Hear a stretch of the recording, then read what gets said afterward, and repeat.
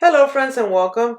If you're scared to make bread because you think it's really hard to work with bread dough, well today I want to show you how easy it is by using the Instant Pot.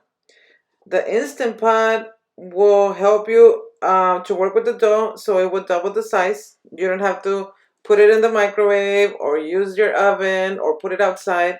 It's very easy to use the Instant Pot to do this process. And today I will be making the Rosca De Reyes, which is the Three Kings bread.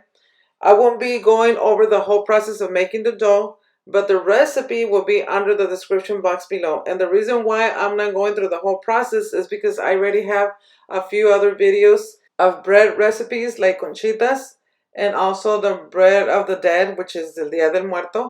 And I will leave the links for those videos under the description box below, or maybe you can look at them at the end of this video. So I'm going to start by mixing all the ingredients that I have here. And I'm using a mixer that is a little bigger than the KitchenAid, and you can also do it by hand.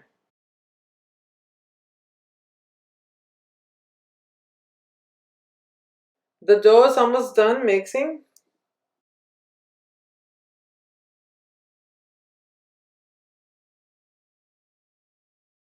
To do this process, you got to make sure that the Instant Pot that you are using has the yogurt function. That is a very important step, okay?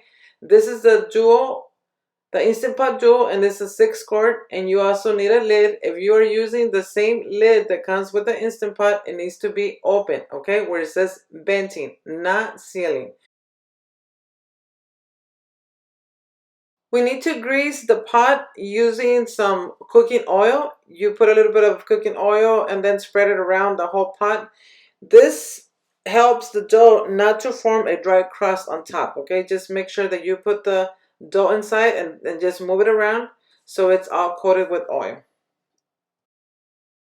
And now you transfer the dough and leave it inside. This is 500 grams total. As you can see, it's very nice and soft. And now we close the lid and make sure the valve is open.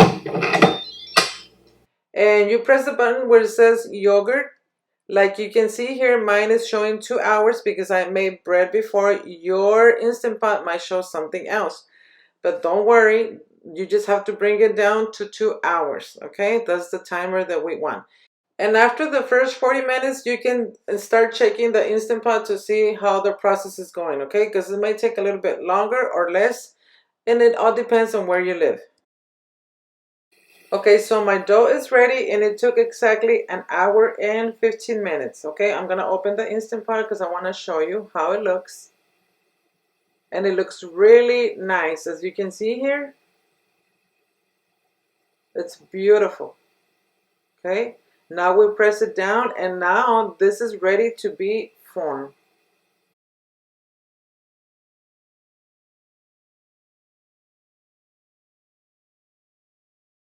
So the first thing I want to do here is divide the dough because I'm going to be making 2 roscas. One of them will have Nutella and also dulce de leche, and the other one is going to be just plain and simple. But if you're planning to make this rosca for the Day of the King or the Day of the Wise Man, which is on January 6th, the tradition is to use some of those baby plastic Jesus that you can put inside the bread before you bake it. And when someone cuts the bread and they get a little baby Jesus, that means that they have to make the tamales for the next month. So if you want to know more about this tradition, I will leave the link under the description box below. Okay, so right now I'm spreading the dough, and it's, as you can see, it's flat. Now you can start putting the baby Jesus around if you want to put a few before you fold it. It's like when you're making cinnamon rolls, okay? So let's say that you already have them there. Now you're folding it, and then you're going to make the rosca.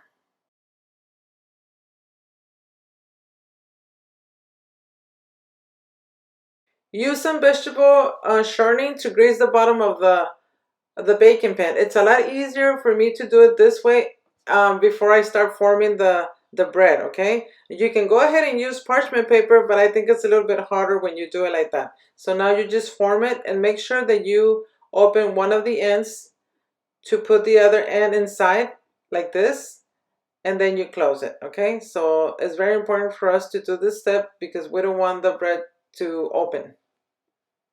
And now you just try to fix it to make sure that it's the same size all around.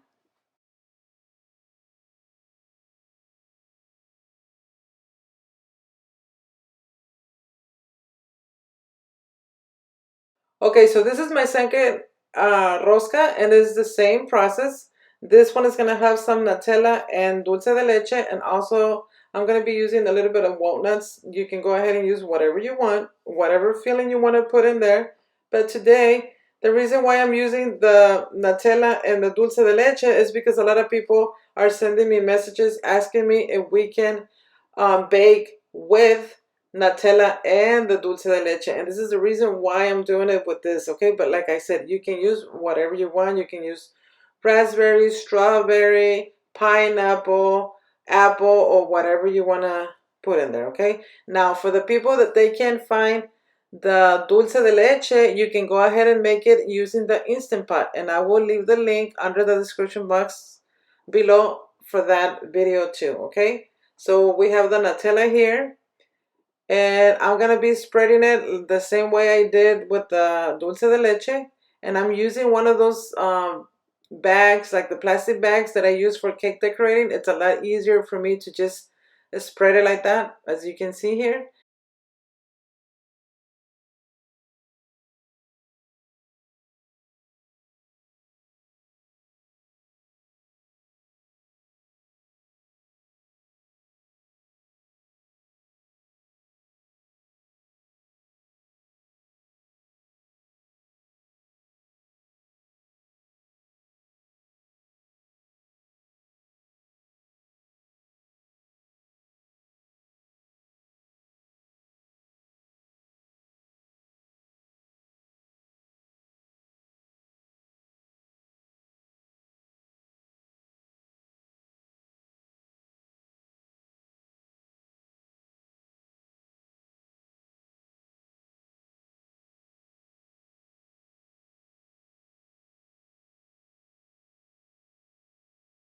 For the top, mix one egg with milk and just use a brush like this to put it all around the rosca before you start putting the decorations. If you don't want to use milk, you can go ahead and use orange juice. I'm using the biggest cake decorating tip to put the paste on top of it. The paste is the same one that I use to make the conchitas. The recipe will be under the description box below, where I teach you how to make the conchitas. My decorations are very plain and simple, and it's just because of the purpose of this video. I know you guys can do a better job than me. And for the other rosca, I'm using membrillo. It's a Mexican fruit that you can buy at any Hispanic stores. And before you bake the rosca, you need to let it rest because it needs to double in size again.